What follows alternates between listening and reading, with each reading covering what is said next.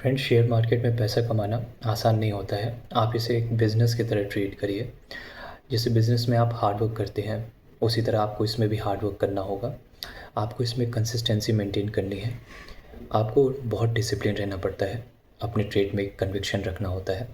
और जब आप ट्रेड में एंटर कर जाते हैं तो आपको एक पेशेंस भी डेवलप करना होता है।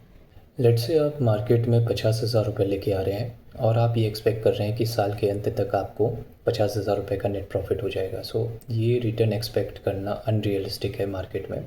आप एक नॉमिनल 15%, 20%, 25% तक का रिटर्न एक्सपेक्ट कर सकते हैं। हाँ, आप ये कह सकते हैं कि आप ऑप्शंस में ट्रेड कर रहे हो तो आप लकी हो गए, तो 50,000 का कैपिटल आपने साल के अंत में डबल कर लिया, ट्रिपल कर लिया। बट हाँ, आपका उस तरीके से लॉसेस भी हो सकते हैं। सो आप मार्केट में जब भी अनरियलिस्टिक एक्सपेक्टेशन के साथ आते हो तो आप लॉसेस करके ही जाते हो। आपका मार्केट से 20% का रिटर्न एक्सपेक्ट करना, 25% से रिटर्न एक्सपेक्ट करना, ये नॉमिनल है कि आप इतना एक्सपेक्ट कर सकते हो। अगर आप 12%, 15% भी रह गए तो ठीक है, आपने स्टार्ट किया है, अभी तो आपका फर्स्ट ईयर है। अगर आपको लॉस नहीं हो रहा है, प्रॉफिट हो रहा है, तो ये भी बहुत अच्छी बात है। आप बिज़नेस में सक्सेसफुल होते हो जब आप बिज़नेस को पूरे डिवोशन से करते हैं। सो उसी तरह आपको ट्रेडिंग में भी अपना डिवोशन देना है। सो एक बार आपने अगर डिसाइड कर लिया है कि मुझे ट्रेडर बनना है, तो आपके दिमाग में सिर्फ नॉलेज और लर्निंग पे फोकस होना चाहिए। आपके दिमाग में ये नहीं आना चाहिए कि मैं 1 महीना, 2 महीना, 6 महीने में अगर रिज़ल्ट नहीं आता है तो मैं क्विट कर दूंगा। सो इतना जल्दी कोई ट्रेडर नहीं बन सकता है। ना ही आप बिज़नेस में सक्सेसफुल हो सकते हो 6 महीने में, ना ही आप ट्रेडिंग में हो सकते हो। एक बार आपने अगर डिसाइड कर लिया है कि आपको ट्रेडर बनना है तो आपके दिमाग में क्विट का ऑप्शन नहीं आना चाहिए। आपके दिमाग में ये नहीं घूमना चाहिए कि मैं 1 महीने, 3 महीने, 6 महीने में सक्सेसफुल रहा तो मैं ट्रेडिंग कंटिन्यू करूँगा, अदरवाइज़ मैं इसे क्विट कर दूँगा। सो क्विट का ऑप्शन आप अपने दिमाग से निकाल दीजिए और आप सिर्फ नॉलेज और लर्निंग पे फोकस करिए। जब क्विट का ऑप्शन आपके पास होगा ही नहीं तो आप किसी न किसी सेटअप को बना लोगे या किसी न किसी स्ट्रैटेजी को बना लोगे और आप उससे कंसिस्टेंटली प्रॉफिट कर पाओगे। सो हाय फ्रेंड्स, मेरा नाम अनुभव है, मैं ट्रेडर और इन्वेस्टर हूँ। सो इस वीडियो में हम हेड एंड शोल्डर पैटर्न के बारे में बात करेंगे। वीडियो शुरू करने से पहले एक छोटा सा डिस्क्लेमर, मैं सेबी रजिस्टर्ड एडवाइज़र नहीं हूँ और ये वीडियो सिर्फ एक एजुकेशन पर्पज़ के लिए है। सो फ्रेंड्स, आज हम जिस चार्ट पैटर्न के बारे में बात करेंगे वो है हेड एंड शोल्डर पैटर्न। सो इस पैटर्न में, जैसा कि इसका नाम है, बीच में एक हेड है एक ह्यूमन की तरह और लेफ़्ट एंड राइट शोल्डर्स है दो। आप नोटिस करेंगे कि जो हेड की हाइट है वो अपने दोनों शोल्डर्स से काफ़ी ज़्यादा है और जो दोनों शोल्डर्स हैं वो सेम हाइट पे ऑलमोस्ट बनते हैं। जहाँ से प्राइस बार बार सपोर्ट ले रहा है उसे नेकलाइन कहते हैं। और ये पैटर्न एक बेयरिश चार्ट पैटर्न है, यानी ऐसा पैटर्न अभी आपको फॉर्म करते हुए कहीं चार्ट पे दिखता है तो इसका मतलब प्राइस का मूवमेंट डाउनवर्ड होने वाला है। कितना डाउनवर्ड होगा? सो ये जो हेड है इसकी जितनी लेंथ आपको दिख रही है, सेम हाइट आप जब नीचे ब्रेकडाउन के पास ले जाएंगे सो इतना आपका प्राइस टारगेट होना चाहिए। सो जब प्राइस अपने राइट शोल्डर से, इस वाले से नीचे ब्रेकडाउन देता है, सो आपका प्राइस टारगेट यहाँ तक होना चाहिए। आपको इस चार्ट पैटर्न को याद करने की ज़रूरत नहीं है, मैं आपको इतना ईजिली समझाऊंगा कि ये आपको कंसेप्ट पूरा क्लियर हो जाएगा।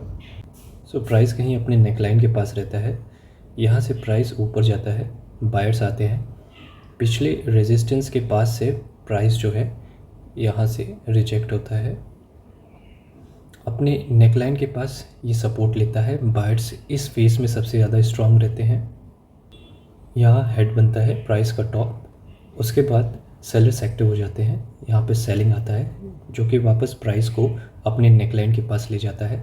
यहाँ पे बायर्स के पेंडिंग ऑर्डर्स रहते हैं पुराने, यहाँ से एक्टिव होते हैं, नए बायर्स भी आते हैं, बट प्राइस को ऊपर ले जाने से पहले यहाँ पे शोल्डर के पास से ही रिजेक्ट हो जाता है। प्राइस को वापस नीचे ले आते हैं। जैसे ही प्राइस अपने नेकलाइन को टच करता है, यहाँ पे सेलर्स कॉशियस हो जाते हैं कि जैसे ही ये नेकलाइन ब्रेक होगा हम लोग सेलिंग करेंगे। एंड नेकलाइन को ब्रेक करते ही प्राइस नीचे की तरफ जाता है एंड जो नेकलाइन से हेड तक का डिस्टेंस है, यही सेम डिस्टेंस नीचे की तरफ उनका प्राइस टारगेट होता है। इस चार्ट पैटर्न का जस्ट अपोजिट है reverse head and shoulder pattern. So इसमें नेकलाइन ऊपर की तरफ होता है एंड ये नेकलाइन जब टूटता है तब एक बुलिश मोमेंटम आता है एंड सेम नेकलाइन से हेड तक का जितना डिस्टेंस होता है वही हमारा प्राइस टारगेट होता है। आइए हम इसे किसी शेयर के चार्ट में भी समझते हैं। सो अभी जो latest head and shoulder pattern बना है चार्ट में, वो KPIT टेक्नोलॉजी में बना है। इस चार्ट में आप ध्यान से देखेंगे, यहाँ कहीं नेकलाइन है, यहाँ पे आपको फर्स्ट शोल्डर दिख रहा होगा, यहाँ बीच में हेड है एंड यहाँ पे सेकंड शोल्डर। यहाँ आपको जो नेकलाइन है वो मैंने मार्क करके दिखा दिया है। सो दोनों शोल्डर्स ऑलमोस्ट सेम हाइट पे बन रहे हैं एंड जब ये नेकलाइन को प्राइस ब्रेक किया है, ये कैंडल एक बड़े वॉल्यूम के साथ, सो यहाँ पे एक सेलिंग आया है। सो KPIT में आप देख सकते हैं कि अगर प्राइस टारगेट इसमें कैलकुलेट करना है, हेड की लेंथ है यहाँ से यहाँ तक का, वही सेम हम लोग यहाँ पे ड्रॉ करेंगे। सो यहाँ कहीं इसका प्राइस टारगेट आ रहा है, यहाँ कहीं हमें एक सपोर्ट भी दिख रहा है, यहाँ पे ड्रॉ कर देता हूँ। सो यहाँ पे जो सपोर्ट इमीडिएट दिख रहा है वो करीब 630 के आसपास का है, ये वाली लाइन। एंड जो इसका नेक है उसका सेम रिवर्सल यहाँ पे प्राइस टारगेट पे ऑलमोस्ट यहीं पे आ रहा है। सो इसका ये नेक्स्ट टारगेट हो सकता है।